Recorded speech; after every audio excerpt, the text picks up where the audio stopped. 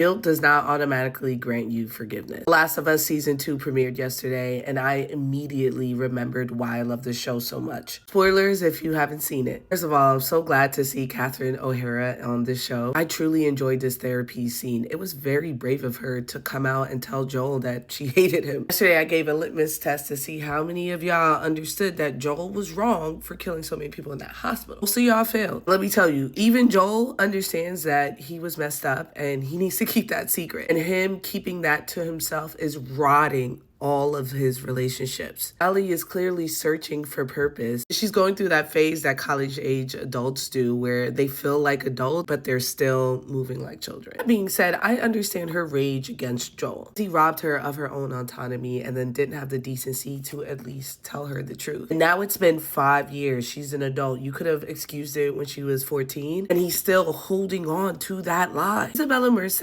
is playing Dina so well that it's making me excited for the upcoming Superman film. Tell me this doesn't look identical to the game. Just the let's say 15 minutes of screen time that she had in this episode, I got so much from this character. The chemistry between her and Bella is so great. She also has chemistry with Pedro Pascal. The most telling part of this episode, and honestly the relationship between these two, was this scout mission. Ellie begged for it and then immediately did not respect it. These two women are out there having fun. Ellie obviously feels invincible when she's fighting these clickers because she's immune to the disease. She's disregarding the other ways that she could potentially die, like falling a couple stories. I don't think that it's fair that she will encourage Dina to equally go into danger. Dina doesn't know that she's immune. They're moving the same way when this girl has a cheat code. They are in a place right now where they're not on their toes anymore. They're growing weed, they're having dances, like life is good. So I can understand why, especially women this young, don't understand the danger that they're in and treat it, ironically enough, like a game. Pushing that homophobic guy was just another confirmation of what he loves to do. Yes, he loves to protect Ellie, that much is sure. But his form of protection always removes Ellie's autonomy. This was Ellie's moment to stand up for herself, and he couldn't even let her have that. We all know Ellie got hands. She could have took that old man out. I was fully on board when she was like, just leave me alone. Because he's letting his guilt drive everything that he does. As a tall, thick girl, I was very sad about this casting. I have to say, Abby is already selling it for me. It seems like the moral narrative is going to lean more towards Ellie, but let's be clear. I will be Abby through and through, and don't tell me, oh, I played the game, my thing's going to change. No,